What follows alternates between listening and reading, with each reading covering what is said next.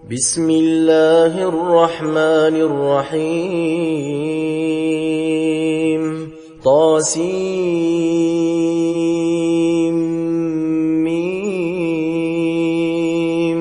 تلك آيات الكتاب المبين نتلو عليك من نبأ موسى وفرعون بالحق لقوم يؤمنون إن فرعون علا في الأرض وجعل أهلها شيعا يستضعف طائفة منهم يذبح أبناءهم ويستحيي نساءهم إنه كان من المفسدين ونريد أن نمن على الذين استضعفوا في الأرض ونجعلهم أئمة ونجعلهم الوارثين ونمكن لهم في الأرض ونري فرعون وهامان وجنودهما منهم ما كانوا يحذرون وأوحينا إلى أم موسى أن أرضعيه فإذا خفت عليه فألقيه في اليم ولا تخافي ولا تحزني إنا رادوه إليك وجاعلوه من المرسلين فالتقطه آل فرعون ليكون لهم عدوا وحزنا إن فرعون وهامان وجنودهما كانوا خاطئين وقالت امرأة فرعون قرة عين لي ولك لا تقتلوه عسى أن ينفعنا أو نتخذه ولدا وهم لا يشعرون وأصبح فؤاد أم موسى فارغا إن كادت لتبدي به لولا أن ربطنا على قلبها لتكون من المؤمنين وقالت لأخته قصيه فبصرت به عن جنب وهم لا يشعرون وحرمنا عليه المراضع من قبل فقالت هل أدلكم على أهل بيت يكفلونه لكم وهم له ناصحون فرددناه إلى أمه كي تقر عينها ولا تحزن ولتعلم أن وعد الله حق ولكن أكثرهم لا يعلمون ولما بلغ أشده واستوى آتيناه حكما وعلما وكذلك نجزي المحسنين ودخل المدينة على حين غفلة من أهلها فوجد فيها رجلين يقتتلان هذا من شيعته وهذا من عدوه فاستغاثه الذي من شيعته على الذي من عدوه فوكزه موسى فقضى عليه قال هذا من عمل الشيطان إنه عدو مضل مبين قال رب إني ظلمت نفسي فاغفر لي فغفر له إنه إنه هو الغفور الرحيم قال رب بما أنعمت علي فلن أكون ظهيرا للمجرمين فأصبح في المدينة خائفا يترقب فإذا الذي استنصره بالأمس يستصرخه قال له موسى إنك لغوي مبين فلما أن أراد أن يبطش بالذي هو عدو لهما قال يا موسى أتريد أن تقتلني كما قتلت نفسا بالأمس إن تريد إلا أن تكون جبارا في الأرض وما تريد أن تكون من المصلحين وجاء رجل من أقصى المدينة يسعى قال يا موسى إن الملأ يأتمرون بك ليقتلوك فاخرج إني لك من الناصحين فخرج منها خائفا يترقب قال رب نجني من القوم الظالمين ولما توجه تلقاء مدين قال عسى ربي أن يهديني سواء السبيل ولما ورد ماء مدين وجد عليه أمة من الناس يسقون ووجد من دونهم امرأتين تذودان قال ما خطبكما قالتا لا نسقي حتى يصدر الرعاء وأبونا شيخ كبير فسقى لهما ثم تولى إلى الظل فقال رب إني لما أنزلت إلي من خير فقير فجاءته إحداهما تمشي على استحياء قالت إن أبي يدعوك ليجزيك أجر ما سقيت لنا فلما جاءه وقص عليه القصص قال لا تخف نجوت من القوم الظالمين قالت إحداهما يا أبت استأجره إن خير من استأجرت القوي الأمين قال إني أريد أن أنكحك إحدى ابنتي هاتين على أن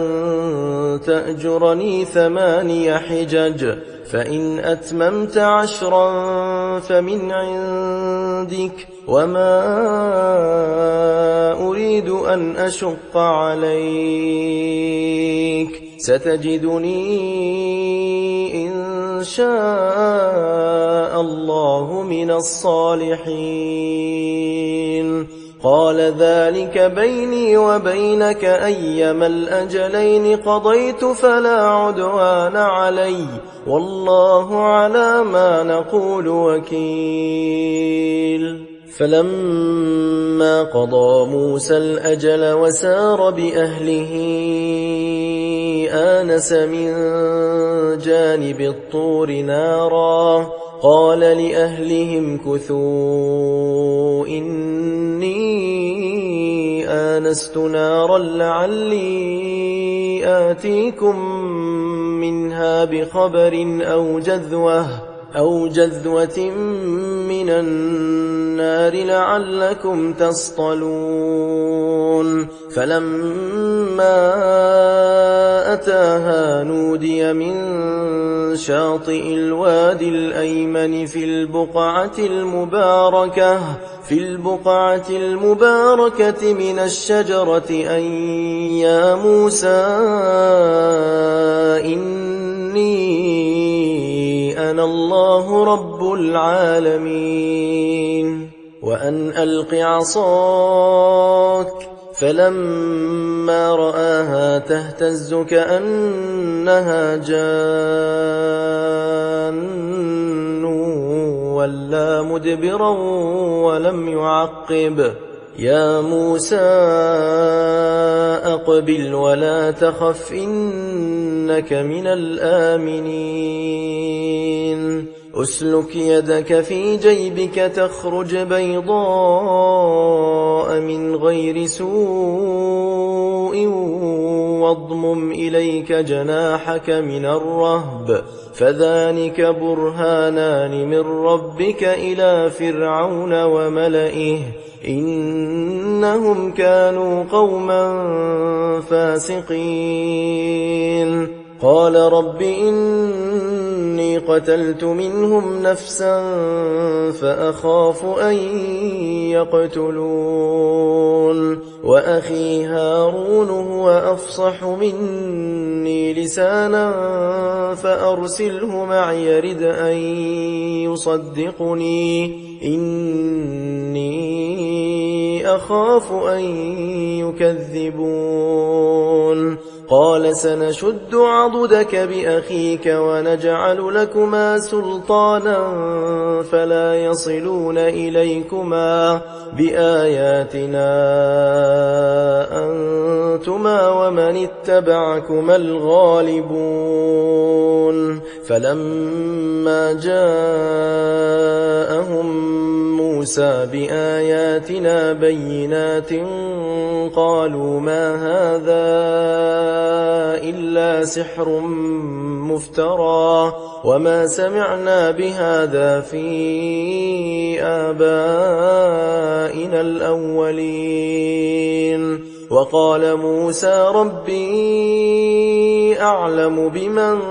جاء بالهدى من عنده ومن تكون له عاقبة الدار إنه لا يفلح الظالمون وقال فرعون يا أيها الملأ ما علمت لكم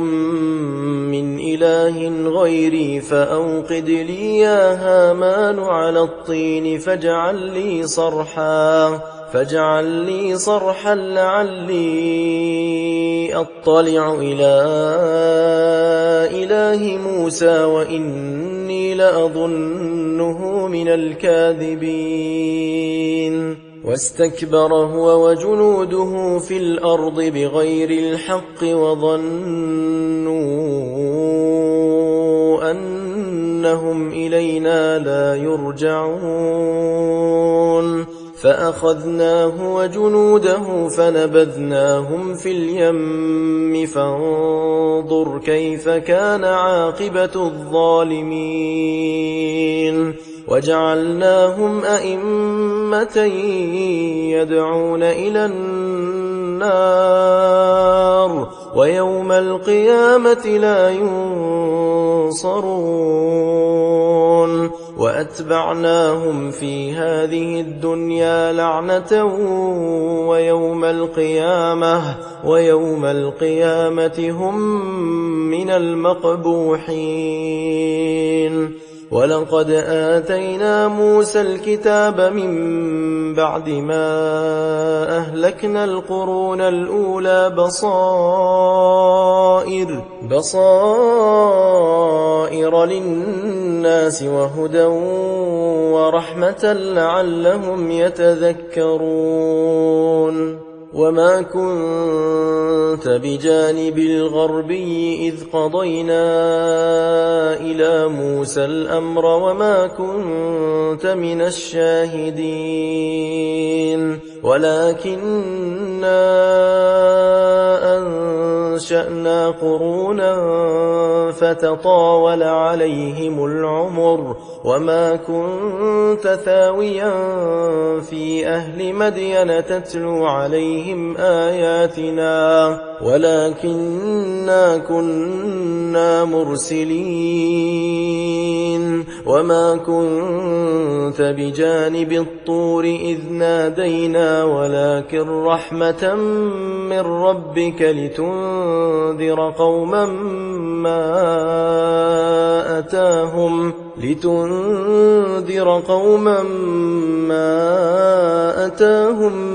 من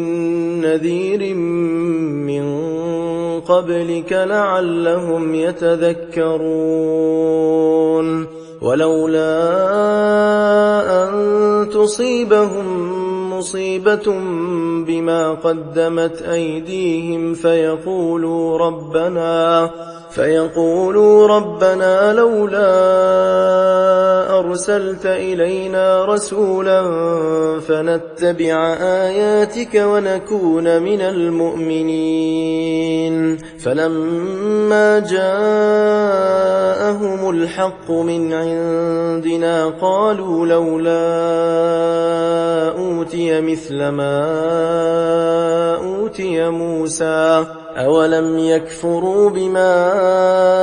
أوتي موسى من قبل قالوا سحران تظاهرا وقالوا إنا بكل كافرون قل فأتوا بكتاب من عند الله هو أهدى منهما أتبعه إن كنتم صادقين فإن لم يستجيبوا لك فاعلم أنما يتبعون أهواءهم ومن أضل ممن اتبع هواه بغير هدى من الله إن الله لا يهدي القوم الظالمين ولقد وصلنا لهم القول لعلهم يتذكرون الذين آتيناهم الكتاب من قبله هم به يؤمنون وإذا يتلى عليهم قالوا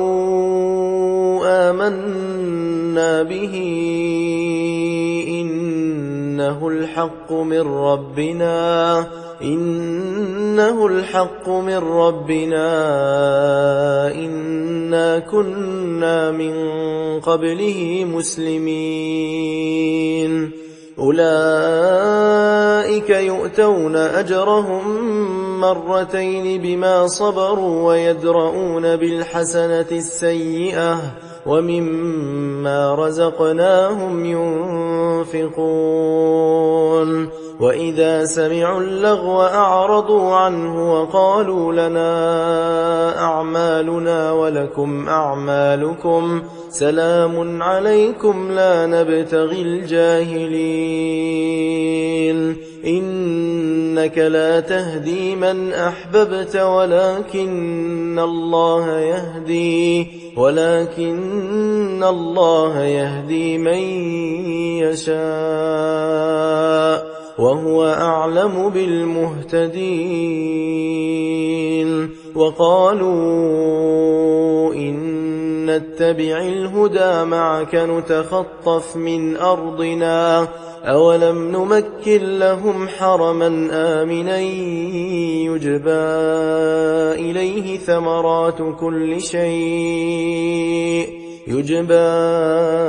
إليه ثمرات كل شيء رزقا من لدنا ولكن أكثرهم لا يعلمون وكم أهلكنا من قرية بطرت معيشتها فتلك مساكنهم لم تسكن من بعدهم إلا قليلا وكنا نحن الوارثين وما كان ربك مهلك القرى حتى يبعث في أمها رسولا يتلو عليهم آياتنا وما كنا مهلك القرى إلا وأهلها ظالمون وما أوتيتم من شيء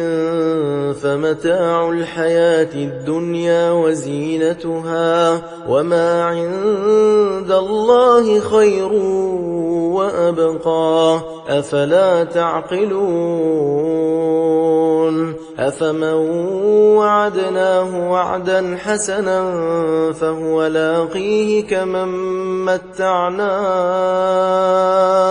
كمن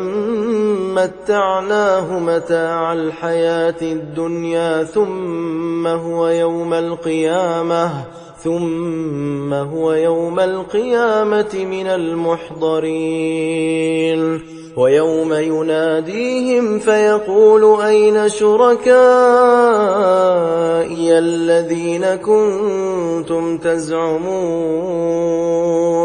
قال الذين حق عليهم القول ربنا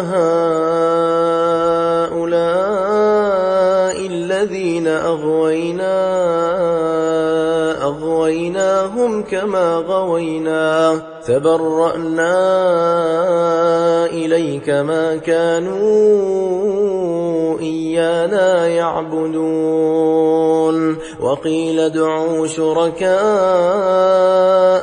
فدعوهم فلم يستجيبوا لهم ورأوا العذاب لو أنهم كانوا يهتدون ويوم يناديهم فيقول ماذا أجبتم المرسلين فعميت عليهم الأنباء يومئذ فهم لا يتساءلون فأما من تاب وآمن وعمل صالحا فعسى أن يكون من المفلحين وربك يخلق ما يشاء ويختار ما كان لهم الخيرة سبحان الله وتعالى عما يشركون وربك يعلم ما تكن صدورهم وما يعلنون وهو الله لا إله إلا هو له الحمد في الأولى والآخرة وله الحكم وإليه ترجعون قل أرأيتم إن جعل الله عليكم الليل سرمدا إلى يوم القيامة من إله غير الله يأتيكم بضياء أفلا تسمعون قل أرأيتم إن جعل الله عليكم النهار سرمدا إلى يوم القيامة من إله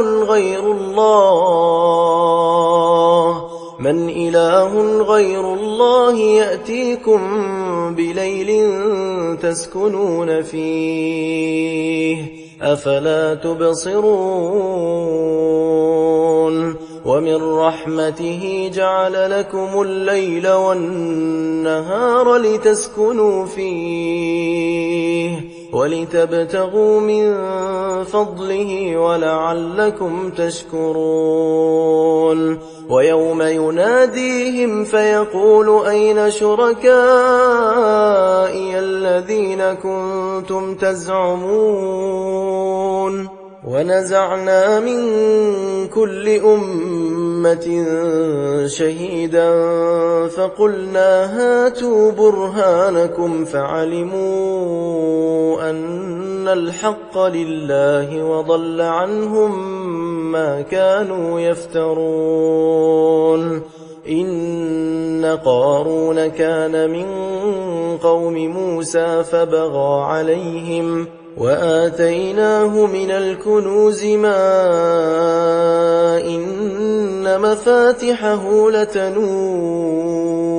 بالعصبة أولي القوة إذ قال له قومه لا تفرح إن الله لا يحب الفرحين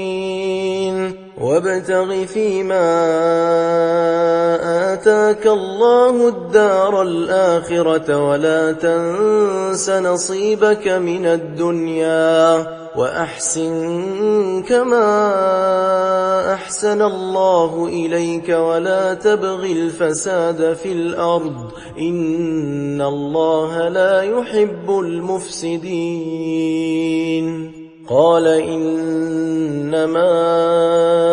أوتيته على علم عندي أولم يعلم أن الله قد أهلك من قبله من القرون من هو أشد منه قوة وأكثر جمعا ولا يسأل عن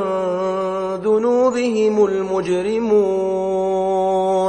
فخرج على قومه في زينته قال الذين يريدون الحياة الدنيا يا ليت لنا مثل ما أوتي قارون إنه لذو حظ عظيم وقال الذين أوتوا العلم ويلكم ثواب الله خير لمن آمن وعمل صالحا ولا يلقاها إلا الصابرون فخسفنا به وبداره الأرض فما كان له من فئة ينصرونه من دون الله وما كان من المنتصرين وأصبح الذين تمنوا مكانه بالأمس يقولون ويك أن الله يبسط الرزق لمن يشاء من عباده ويقدر لولا أمن الله علينا لخسف بنا ويكأنه لا يفلح الكافرون تلك الدار الآخرة نجعلها للذين لا يريدون علوا في الأرض ولا فسادا والعاقبة للمتقين من جاء بالحسنة فله خير منها ومن جاء بالسيئة فلا يجزى الذين عملوا السيئات إلا ما كانوا يعملون إن الذي فرض عليك القرآن لرادك